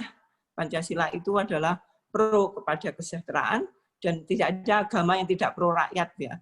Jadi saya menyatakan bahwa sosialisme di Indonesia harus dibangun berbasis kepada Pancasila, yaitu ada ketuhanannya, ada kemanusiaannya, ada persatuannya, dan seterusnya. Mungkin itu pengantar dari saya. Jadi kenapa saya mendukung BPIP ini ya, topik kita hari ini. Karena pramuka saja dijamin oleh undang-undang loh, masa BPIP yang menjadi penanggung jawab nation and character building nasional, proyek nasional, ini kok nggak ada undang-undangnya. Ada penanggulangan bencana, ada undang-undangnya. Kemudian BNN ada undang-undangnya. Yang sektoral aja diatur undang-undang, kenapa BPIP yang menjamin tentang keberlangsungan NKRI tidak diatur oleh undang-undang. Itu yang pertama. Kedua, bahwa BPIP ini bukan kebutuhan hanya pada saat pemerintahan Jokowi, tetapi sampai keberlangsungan bangsa. Kalau hanya kepreskan, nanti Pak Jokowi turun, BPIP hilang, kan tidak benar itu. Kita balik lagi kepada konflik-konflik yang kita sudah lolos sebetulnya ya. Konflik tentang balkanisme, ekstremisme, agama, ini kita sudah lolos. Jadi harus kemudian dikuatkan untuk menjamin agar krisis-krisis yang akan datang bisa kita antisipasi, bisa kita respons secara cerdas dan juga secara hati-hati tanpa meninggalkan kebudayaan kita. Jadi saya mendukung pengesahan Undang-Undang BPIP, dan BPIP harus ada untuk melanjutkan proyek nation and character building kita. Karena kalau nggak ada Pancasila, NKRI juga nggak akan ada. Itu satu paket ya. Dan jangan lupa bahwa Pancasila itu letaknya di pembukaan Undang-Undang Dasar 45, dia tidak boleh diganti, dia juga harus tetap ada walaupun amandemen undang-undang itu Undang-Undang Dasar itu akan dilaksanakan, tetapi Pancasila is negara proklamasi. Kalau kemudian Pancasila yang dilanggar, bukan lagi negara Pancasila, negara NKRI. Mungkin itu, Gus. Terima kasih. Baik, terima kasih. Terima kasih banyak. Terima kasih banyak Bu Eva Kusuma Sundari dari DPR RI dan Menteri Kaukus Pancasila. Yang menarik sekali tadi dari Ibu, bahwa kita jangan hanya terfokus kepada teroris tok, gitu kan. Artinya ada kanan jauh di agama, ada juga kanan jauh di politik, gitu. Yakni terutama di ekonomi, ada yang menarik ke kanan jauh di ekonomi. Maka kita juga harus membangun sistem ekonomi Pancasila. Terbayang bagaimana indahnya kalau seandainya fasilitas-fasilitas umum kayak rumah sakit, kemudian transportasi, itu tidak ada kelas-kelasnya. Alangkah indahnya itu, semua bagus. Tidak ada kelas 1, tidak ada VIP, segala macam. Itu. Kemudian lembaga pendidikan pun begitu. Kalau bisa lembaga pendidikan itu juga tidak ada sekolah bonafit, semua harus bonafit. Jadi semua harus sama rata, sama rasa. Dan itu konsep itu sebenarnya ada di konsep-konsep semua agama, termasuk di Islam. Dalam Islam kita sering mendengar bahwa kadang-kadang kefakiran bisa membuat orang kekufuran. Kufur di sini artinya tindakan zolim, al-kufru wa zolmu. Jadi berarti memang terjadinya chaos, terjadinya pemberontakan dari rakyat itu karena penanganan ekonomi. Baik di kita sekarang saat ini hadir juga Pak Diasma Suandaru. Kami mohon kepada Pak Diasma untuk menyampaikan pemaparannya tentang BPIP ini. Kami persilahkan dengan segala hormat. Baik, terima kasih saudara moderator. Yang saya hormati Gus Soleh, Mbak Eva, Romo Beni, Mas Boni, Kiai Saiful, dan para narasumber yang saya muliakan, serta peserta webinar yang berbahagia. Assalamualaikum warahmatullahi wabarakatuh. Merdeka. Selamat siang, salam sejahtera untuk kita semuanya. Om Santuy, Salam, Namo Buddhaya. Pemaparan dari narasumber tadi sudah banyak yang komplit. Saya di sini menekankan dua hal. Yang pertama itu karena ini adalah momen kemerdekaan, ada dua hal yang perlu kita soroti. Ada dua hal tentang warisan yang dimiliki oleh bangsa Indonesia. Yang pertama itu adalah tentang proklamasi kemerdekaan. Yang kedua itu adalah Pancasila. Tanpa ada kemerdekaan, proklamasi kemerdekaan, otomatis kita nggak tahu nasib kita. Saya yang anaknya bukan pegawai negeri, bukan pegawai negara, atau bukan kerajaan, otomatis saya tidak akan bisa mengakses sekolah dengan baik. Tidak akan bisa mengakses dengan mengakses kesehatan dengan baik, dan tidak akan bisa terjadi mobilitas sosial. Kemerdekaan telah menjadi pintu gerbang. Di sana kita telah menjadi sebuah negara bangsa, dan itu membuat kita menjadi setara, dan setiap warga negaranya itu mendapat perlindungan sampai jaminan kesejahteraan. Yang kedua itu adalah tentang Pancasila. Pancasila telah diletakkan kemudian 18 Agustus sebagai dasar negara.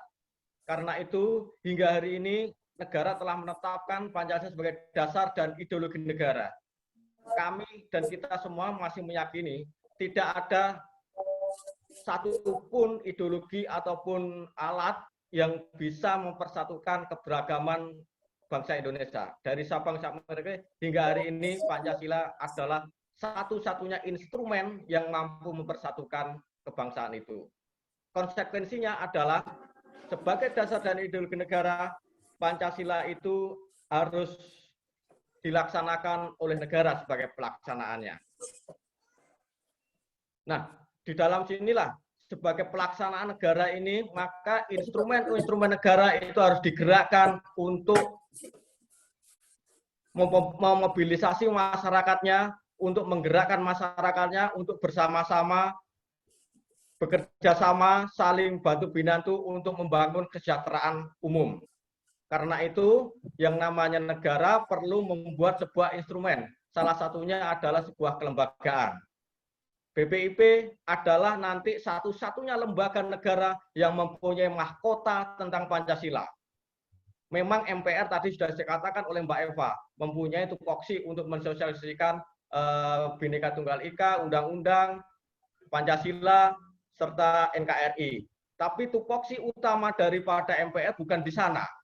Mahkota Pancasila itu satu-satunya yang dikasih mandat oleh negara nanti itu adalah Badan Pembinaan Ideologi Pancasila. Sehingga dari sini sudah jelas apa fungsi dari BPIP. Saya membaca draft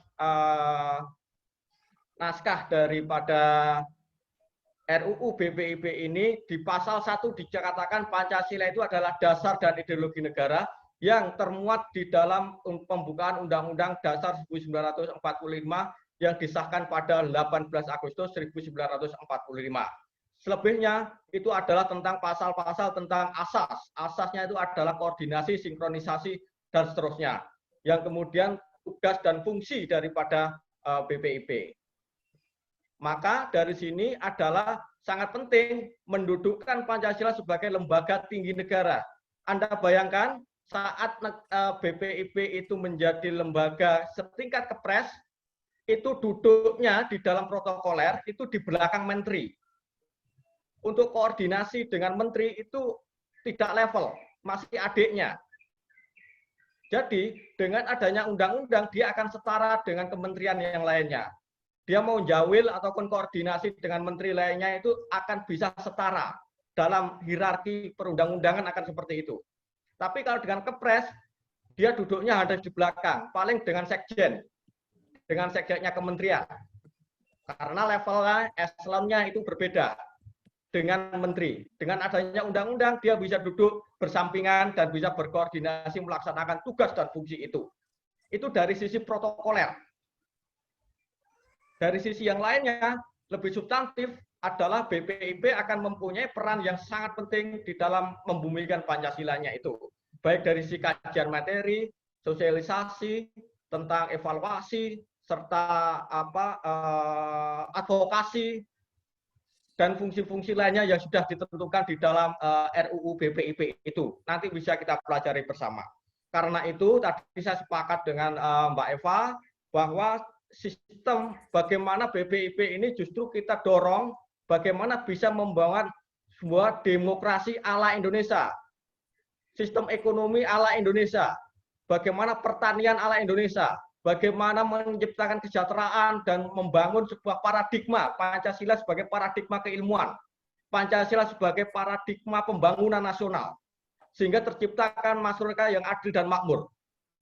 Mampukah BPIP menjawab itu? Nah, ini adalah pertanyaan kritis yang kita tanyakan di dalam RUU BPIP. Karena itu kami menekankan BPIP tentu tidak akan bisa melaksanakan dan bekerja sendiri.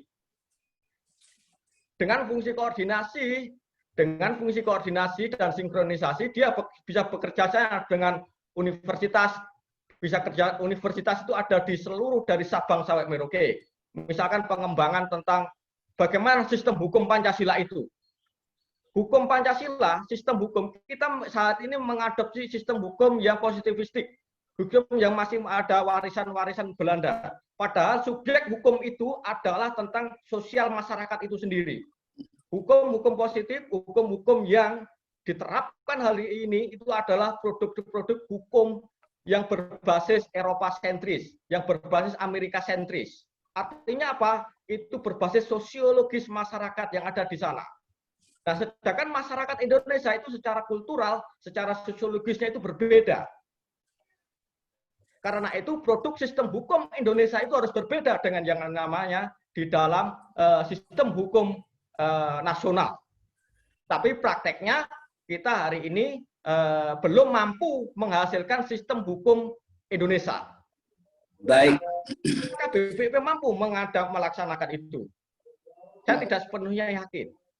Karena itu perlu bantuan, perlu menjawil, perlu bekerja sama dengan lembaga-lembaga lain yang mempunyai konsep dalam pengembangan keilmuan ataupun pengembangan praktis di dalam pengimplementasian Pancasila sebagai paradigma pembangunan.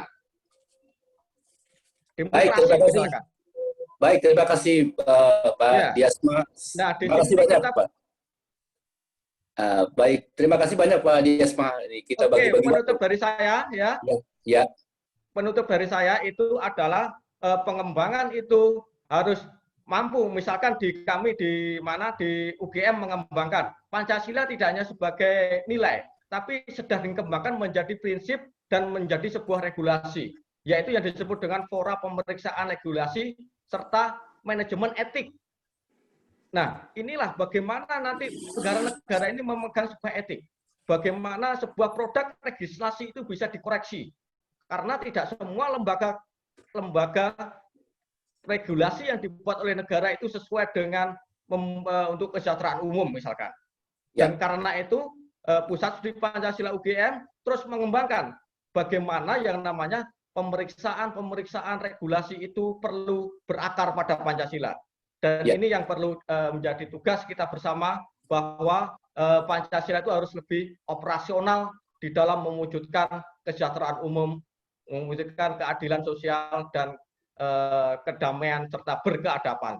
Lebih kurang saya ucapkan terima kasih. Selamat sore. Assalamualaikum warahmatullahi wabarakatuh. Ya, makasih banyak Pak Diasma dari UGM yang intinya memang BPIP kata beliau berperan penting untuk membumikan Pancasila. Bagaimana ekonomi ala Indonesia, bagaimana demokrasi ala Indonesia. Nah, untuk selanjutnya mari kita bersimak bersama. Siapa nih yang hadir ini? Ustadz Fauzan. Ustadz Fauzan ada? Halo? Hadir. Ya, Ustadz Fauzan Amar SAG MM, Ketua PP Bamusi, Baitul Muslimin Indonesia, Kami mohon dengan sangat hormat untuk memberikan pemaparan tentang BPIP ini. Silakan. Baik, terima kasih. Assalamualaikum warahmatullahi wabarakatuh. Salam sejahtera untuk kita semua. Om Swastiastu, Namo Buddhaya, Rahayu. Para narasumber yang saya hormati, Gus Soleh, Bang Boni, Mas siapa tadi yang dari UGM, Mas Diasma, kemudian Romo Beni, Pak Jamil Wahab, Pak Saiful Bahri, Mbak Eva, dan juga moderatornya yang juga sahabat saya Pak Habib Syarif Japar Sodik. Bapak Ibu sekalian yang saya hormati, mohon izin jika berkenan dijadikan co-host, saya mau menyampaikan materi terkait dengan ini. Oke, ini sudah ya. Jadi Bapak Ibu sekalian, terkait dengan dari RUU HIP menuju RUU BIP. Nah ini karena ini ada judulnya pengajian kebangsaan, jadi saya mengutip kaidah fikih. Ini mohon nanti dikoreksi Pak Habib. Al-muhafadatu alal qadimis soli wal ahdu bil jadidil aslah. Yang artinya mempertahankan nilai lama yang masih baik dan mengambil nilai-nilai baru, inovasi yang lebih baik lagi. Maksudnya kaidah fikih ini adalah terkait dengan RUU HIP menjadi RUU BPIP. Jadi yang lama yang masih bagus dipertahankan, kemudian yang menimbulkan kontroversi yang tidak bagus kemudian dihilangkan. Nah, kalau kita lihat substansi daripada surat presiden dan daftar inventarisasi masalah RUU BPIP ini, yang pertama adalah bahwa pemerintah telah merubah total judul dan isi RUU HIP menjadi RUP Badan Ideologi Pancasila. Nah, jadi sekarang sudah tidak lagi menggunakan diksi HIP, tapi RUU BPIP. Tadi sudah disinggung juga oleh para narasumber lain. Yang kedua, jumlah bab dan pasal berubah, ya, dari RUU BIP HIP dengan 10 bab dan 60 pasal menjadi RUU BIP itu dengan 7 bab dan 17 pasal. Nanti Habib Ja'far, alasannya kenapa 17? Ya 17 rakaat gitu aja, Pak. Itu. Kenapa 17? Soalnya bilang ini 17 Ramadan, nuzulul Quran gitu kan. Nanti Pak Diasma ditanya kenapa 17?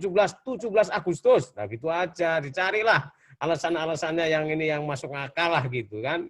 Itu. Jadi ada titik temunya, ada kalimatun zawa begitu ya. Kemudian yang ketiga, dalam konsideran mengingat sudah dimasukkan TAP MPRS nomor 25 tahun 66 tentang pelarangan PKI dan ajaran komunisme, marxisme dan leninisme. Nah ini jadi sudah masuk ya. Kemudian yang keempat, di samping itu ya dalam konsideran TAP MPR RI nomor 1 tahun 2000 dimasukkan juga TAP MPR RI nomor 1 tahun 2003, Undang-Undang Anti Terorisme, Undang-Undang Ormas dan Undang-Undang Pengelolaan Sumber Daya Nasional untuk Pertahanan Negara. Tadi Mbak Eva sudah menyinggung ya tentang ekonomi misalnya gitu. Kemudian yang kelima, beberapa pasal kontroversial dalam RUU HIP sudah tidak terdapat lagi dalam RUU BPIP. Misalnya Trisila dan Ekasila itu sudah tidak ada. Ini dulu di pasal 7 ya dalam draft yang lama. Kemudian RUU BPIP hanya berisi pasal-pasal yang mengatur tentang tujuan, fungsi, wewenang, dan struktur kelembagaan BPIP. Jadi murni adalah untuk penguatan BPIP. Begitu ya Romo Beni ya, kalau nggak salah ya Romo ya. Jadi ini untuk penguatan lembaga, seperti yang disinggung oleh Mbak Eva, Pramuka saja ada undang-undangnya.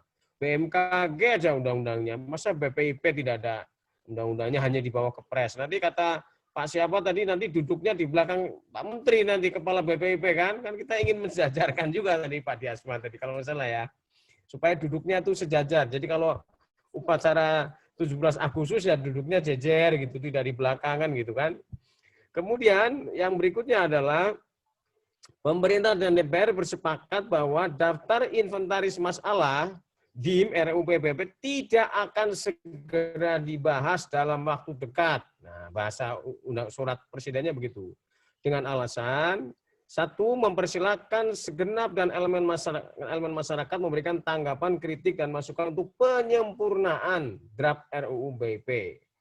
Dan menjadikannya sebagai dokumen terbuka untuk publik. Jadi Bapak Ibu yang ingin minta DIM dan RUU BIP nanti saya kirim ke grup. Monggo kalau yang mau. Karena ini tebel nih, nanti kalau yang nggak mau ya jangan, daripada perutnya mules kan repot juga nanti baca draftnya aja udah mules, gimana memahaminya ya. Silakan karena ini adalah terbuka untuk publik, jadi memberikan kritik saran silakan. Halo? Kemudian yang berikutnya adalah yang kedua, untuk memberi kesempatan kepada pemerintah menyelesaikan wabah pandemi COVID-19. Jadi ini menjawab tuduhan bahwa pemerintah tidak peka dan sebagainya. Kita tidak membahas dalam waktu dekat. Kemudian jika situasi sudah mulai kondusif dan elemen masyarakat sudah memberikan saran dan masukan tentang RUU ini kepada DPR dan pemerintah, barulah pembahasan RUU BIP ini akan dilanjutkan oleh DPR bersama pemerintah. Jadi prinsipnya ikan cepat, ikan gabus. Begitu ya Pak Diasma ya. Lebih cepat, lebih bagus kan begitu. Nah, berikutnya Bapak sekalian, bagaimana respon Ketua DPR, Ibu Puan Maharani, beliau mengatakan, DPR sudah bersepakat bahwa konsep RUU BIP ini tidak akan segera dibahas, tetapi akan lebih dahulu memberikan kesempatan yang seluas-luasnya kepada masyarakat untuk ikut mempelajari, memberi saran, masukan, dan kritik terhadap RUU tersebut. Nah ini, jadi silakan Bapak Ibu yang mungkin masih ingin memberikan masukan, diberi kesempatan, baik oleh pemerintah maupun oleh DPR. Nah ini Bapak Ibu sekalian, nanti yang mau saya punya dua-duanya ini, ada DIM dan juga ada RUU-nya. Yang mau nanti bisa japri ke panitia atau saya share ke grup untuk Bapak Ibu semua baca gitu. Ya, jadi daftar inventaris masalah rancangan undang-undang tentang BPIP 15 Juli. Kemudian ini ada RUU tentang BPIP. Jadi tidak lagi namanya HIP. Nah, apalagi pakai V ya, itu waduh itu virus kan gitu. Nah, tapi saya hormati, berikutnya adalah ya mungkin ini sekedar mengulang saja. Nah, kalau kita lihat Bapak sekalian, Pancasila menjaga bangsa Indonesia ya. Tadi sudah disinggung, saya hanya menambahkan saja bahwa fungsi Pancasila adalah sebagai dasar falsafah negara, filosofi Groundslah, dasar negara. Ya. Gronom, sumber dari segala sumber hukum. Yang kedua, pandangan hidup bangsa. Jadi sebagai ideologi. Yang ketiga, Pancasila sebagai cita-cita dan tujuan bangsa Indonesia, sebagai pemersatu bangsa, dan perjanjian luhur berdiri bangsa Indonesia. Kalau Muhammadiyah menyebutnya Pancasila sebagai Darul Ahdi Wasyahadah, negara perjanjian, negara perjanjian. Jadi kita sudah sepakat dengan para pendiri bangsa. Kemudian Pancasila sebagai ilmu pengetahuan, maka tadi Pak Diasma sebagai kepala bidang advokasi memberikan kajian terhadap Pancasila. Dan di sini Pancasila sebagai pedoman hidup berbangsa dan bernegara. Nah, kalau kita lihat 3 syarat Pancasila sebagai living ideologi, yang pertama adalah diyakini kebenarannya, dipelajari, dipengerti, dan dipahami. Nah, ini. Bapak Ibu sekalian, ya ada seorang calon putri, finalis putri Indonesia yang salah satunya yang Pak Diasma nonton itu tidak hafal Pancasila. Finalis putri Indonesia nggak hafal Pancasila, gimana? Katanya terkenal pinter. Pancasila nggak hafal, mengayu netok dipilih DJ. Padahal mereka adalah putri Indonesia. Kenapa? Karena tidak mempelajari. Nah, ini kan sempat viral, nanti bisa dicari videonya. Kemudian dipraktikkan dalam kehidupan. Living ideologi. Tadi Mbak Eva sudah menyinggung misalnya dalam hal ekonomi, apakah sudah dipraktikkan Pancasila itu? Ya, Buya Syafi'i Ma'arif menyindir sila yang paling sial adalah sila keadilan sosial bagi seluruh rakyat Indonesia. Karena belum merata. Nah, kalau kita lihat misalnya mengapa? Ya karena apa? Pancasila itu dihilangkan dari memori kolektif bangsa. Ya, dulu zaman saya mahasiswa baru ikut penataran P4. TAP MPR nomor 2 tahun 78 tentang P4 dicabut, BP7 dibubarkan, mata pelajaran Pancasila di sekolah dan perguruan tinggi dihapus. Nah, jika wajar kalau finalis putri Indonesia nggak hafal, hilang semua gimana? Kemudian, nah ini Bapak sekalian, ini Pak Jafar ini bisa jadi alasan. Pada Undang-Undang nomor 2 tahun 89 tentang Sisdiknas, itu ada mata pelajaran Pancasila ini. Ini pasal 39. Ya, isi kurikulum setiap jenis jalur jenjang pendidikan wajib memuat 1. pendidikan Pancasila. Dulu saya dapat pelajaran namanya pendidikan moral Pancasila, disingkat PMP. Mungkin Bapak Ibu masih ingat ya pelajaran itu. Kemudian perguruan tinggi juga ada. Nah sekarang dalam Undang-Undang Sisdiknas yang baru, pendidikan Pancasila itu nggak ada. Bayangin coba. Jadi kalau sekarang misalnya muncul ekstremisme beragama dan sebagainya, mungkin karena Pancasila juga tidak diajarkan. Jadi Pancasila hilang dari kurikulum pendidikan nasional. Ya. Kemudian Bapak sekalian yang saya hormati, berikutnya adalah, nah ini akibatnya apa? Tafsir Pancasila diserahkan kepada mekanisme pasar bebas. Ya. Misalnya Habib Rizik mengatakan sila-sila Pancasila menurut Bung Karno, sila ketuhanan itu ada di pantat. Wah, kan bilangnya di pantat ya. Kalau kita menyebutnya di bagian akhir, ya dia ya kenapa? Pasar bebas, terserah. Nah ini. Kemudian setiap orang, kelompok bebas menafsirkan sila-sila Pancasila sesuai dengan seleranya masing-masing. Kenapa orang-orang yang dulu anti Pancasila tiba-tiba menjadi membela Pancasila? Kan gitu. Kemudian, nah ini, terjadi amnesia bangsa terhadap Pancasila, melupakan sejarah lahirnya Pancasila, ya melupakan penggali Pancasila, filsafat dasar Pancasila, melupakan sila-sila Pancasila dan meninggalkan Pancasila. Nah inilah jadi amnesia. Kemudian 3 ancaman ideologi transnasional, ada komunisme, ekstremisme beragama dan liberalisme. Nah Pancasila ini sebagai bentengnya, sebagai landasannya. Nah, oleh karena itu harus diperkuat dengan undang-undang. Dan terakhir, Bapak sekalian, bagaimana kalau kita lihat tentang komunisme? Apakah mungkin ya ketika kemarin sempat ramai? Kalau kita melihat di dalam TAP MPRS nomor 25 tahun 66 yang sekarang masih berlaku dan juga adalah dalam undang-undang tentang KUHP itu tidak ada ruang bagi PKI untuk dapat hidup. Oleh karena itu kekhawatiran itu berlebihan. Nah, saya kira begitu saja, Habib Jafar Siddiq, kurang lebihnya mohon maaf. Terima kasih. Assalamualaikum warahmatullahi wabarakatuh. Waalaikumsalam warahmatullahi wabarakatuh. Terima kasih Ustaz Fauzan, pemaparannya luar biasa, luas sekali. Ini masih ke sesi pertama kita ini, belum ke sesi termin kedua, belum tanya jawab gitu. Maka mungkin waktunya agak terbatas. Tapi ada satu lagi dari Ustadz Abdul Jamil Wahab, SAG MSI, dari Badan Penelitian Litbang Kemenag, penulis buku Islam Moderat dan Radikal. Kami mohon dengan sangat hormat Bapak Ustadz Abdul Wahab, kami persilakan. Sudah hadir Ustadz Abdul Wahab. Ya. Assalamualaikum warahmatullahi wabarakatuh. Assalamualaikum warahmatullahi wabarakatuh. Terima kasih Pak Moderator dan Gus Soleh yang sudah menginisiasi acara ini dan mengundang saya untuk berdiskusi. Saya langsung saja karena sudah semakin sore. Saya kira acara ini juga mungkin ada sesi diskusinya gitu ya. Terima kasih kepada para narasumber. Saya kira saya sepakat ya. Dari pertama tadi saya mengikuti betul apa yang disampaikan oleh para narasumber kita. Pada intinya yang pertama diskusi kita adalah terkait dengan RUU BPIP ya. RUU BPIP ini akan menguatkan BPIP. Dan BPIP itu sendiri adalah instrumen pendukung penguat ideologi Pancasila.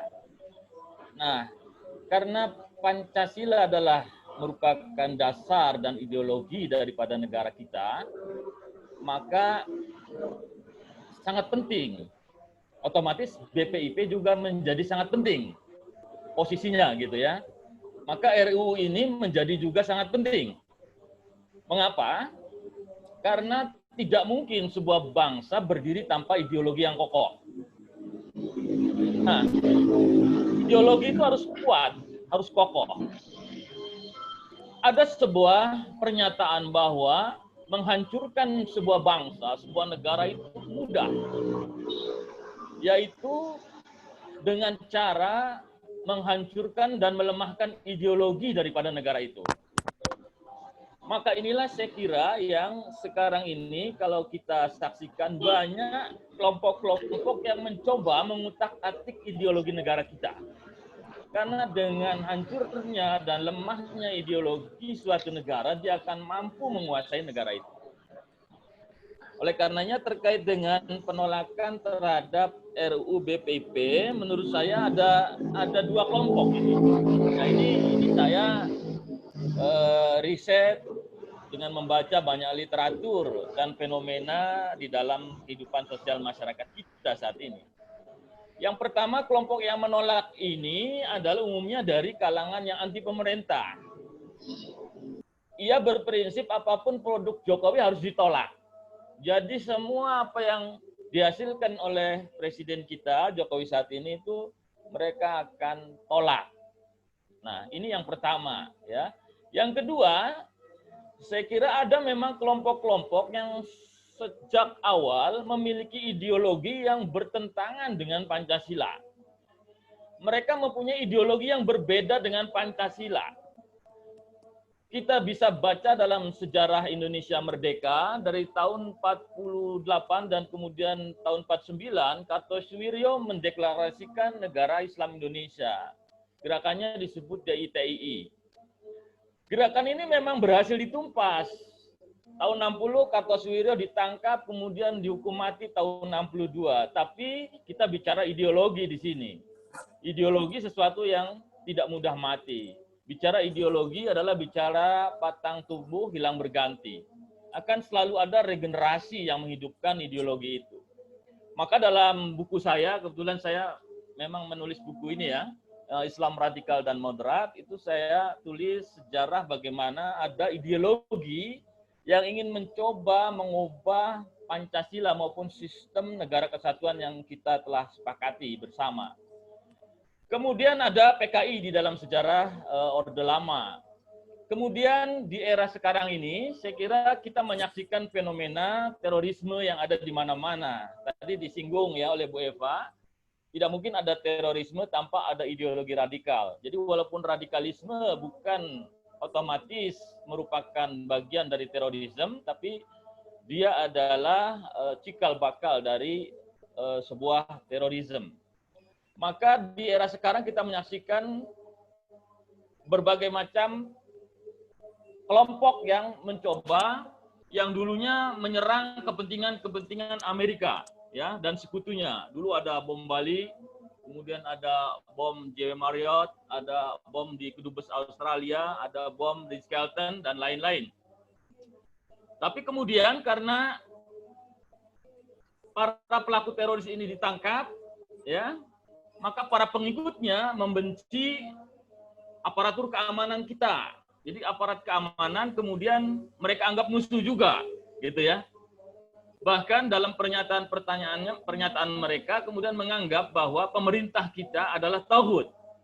Mengapa? Karena mereka menganggap bahwa pemerintah kita ataupun yang tidak mengikuti kelompok mereka tidak menjalankan pemerintahan yang Islami, gitu ya. Ini kalau dari kelompok Islam, gitu ya, dari kelompok Islam, gerakan kelompok radikal Islam. Nah, mereka ada terafiliasi dengan Jamaah Islamiyah, ada Jamaah Ansarut Tauhid, ada Jamaah Ansarut Daulah yang kemudian bergabung dengan ISIS, dan juga ada Hizbut Tahrir Indonesia. Mereka mengusung ide khilafah Islamiyah. Nah, ide khilafah Islamiyah ini adalah sebuah gagasan yang bertentangan dengan Pancasila atau sistem negara kesatuan yang kita sepakati. Nah, ini saudara-saudara sekalian, ternyata dengan berbagai macam media yang mereka kuasai, yang mereka miliki, mereka terus melakukan propaganda untuk merebut simpati umat. Dan sebuah pernyataan yang sering mereka katakan bahwa pemerintahan Indonesia yang menganut Negara Kesatuan Republik Indonesia dan juga Pancasila setahun 1945 itu bertentangan dengan syariat Islam menurut mereka, dengan ajaran Islam, sehingga harus ditolak. Demokrasi mereka anggap sebagai sistem kufur. Nah ini propaganda, karena mereka memang organisasi yang tujuannya politik, bukan, saya pernah menyatakan mereka bukan sebuah aliran keagamaan, mereka bukan sebuah faham keagamaan, mereka bukan sebuah gerakan sosial keagamaan, mereka adalah gerakan yang capaian tujuannya adalah politik. Maka yang mereka lakukan adalah propaganda, bukan dakwah, gitu ya. Yang mereka lakukan propaganda. Jadi mereka menyebut Indonesia menganut sistem kufur karena menganut sistem demokrasi. Mengapa mereka sebut sebagai kufur? Karena demokrasi, kekuasaan, ya baik legislatif, yudikatif maupun eksekutif ada di tangan rakyat. Nah, ini dianggap mengkudeta Tuhan, gitu ya. Jadi Tuhanlah bagi mereka yang satu-satunya pemilik kekuasaan, termasuk dalam hal legislasi atau peraturan perundangan. Mereka ingin peraturan perundangan itu berasal dari ajaran agama atau dari dasar-dasar ajaran agama.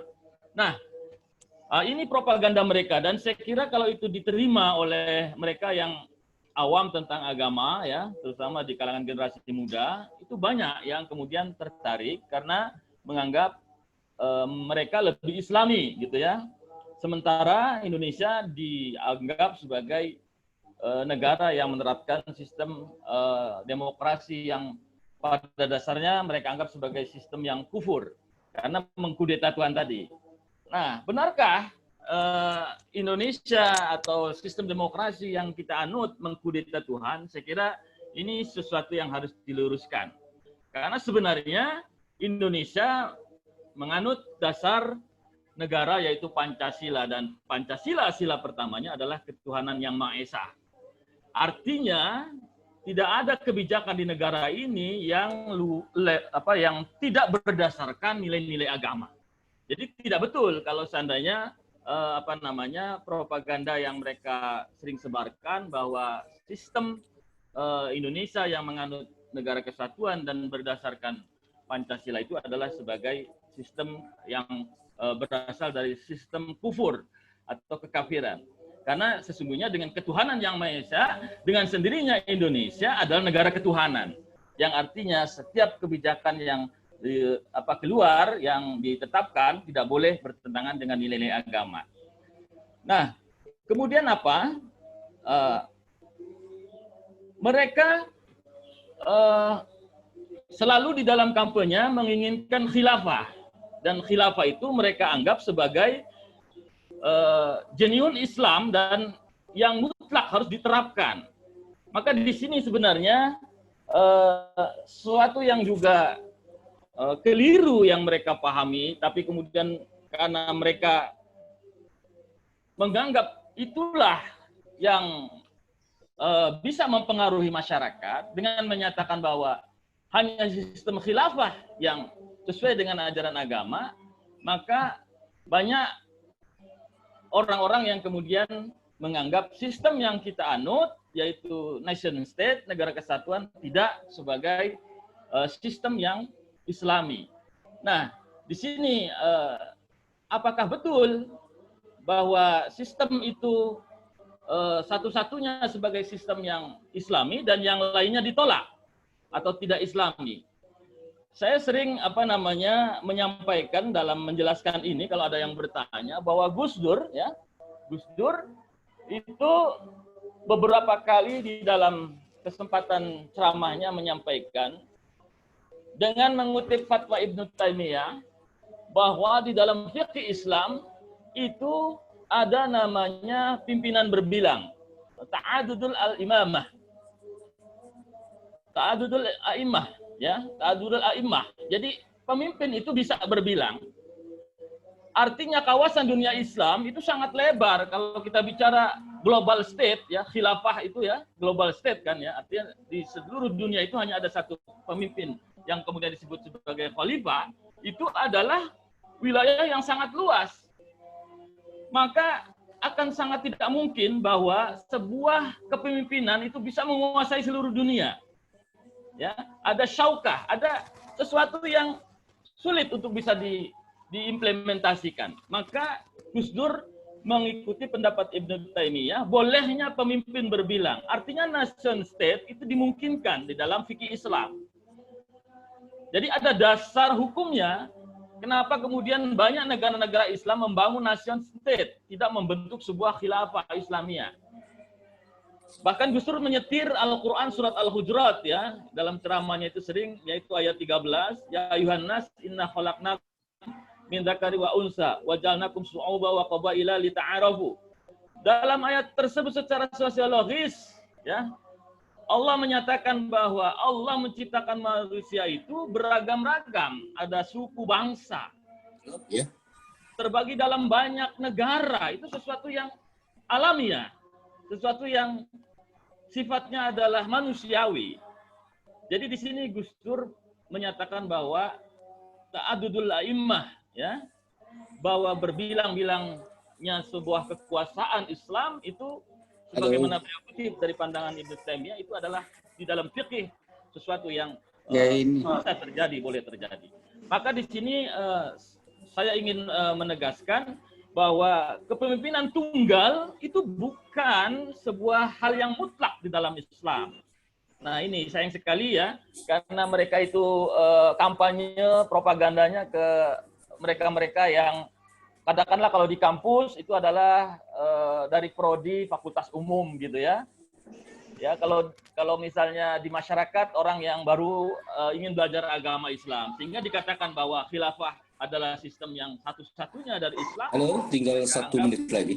Satu-satunya yang Islami, sehingga Negara Kesatuan Republik Indonesia adalah mereka anggap sebagai tidak Islami. Demikian halnya dengan Pancasila yang tadi dikatakan menganut sistem demokrasi dianggap sebagai sistem kufur, gitu ya, yang dianggap mengkudeta Tuhan. Padahal justru disinilah para pendiri bangsa kita itu dengan sangat luar biasa ya berhasil menyepakati sebuah negara yang bisa mengakomodir ya kepentingan dari seluruh elemen bangsa. Bung Karno ketika ingin merumuskan dasar negara di dalam sidang BPUPKI itu berpikir ya bahwa dasar negara itu pertama harus bisa mempersatukan.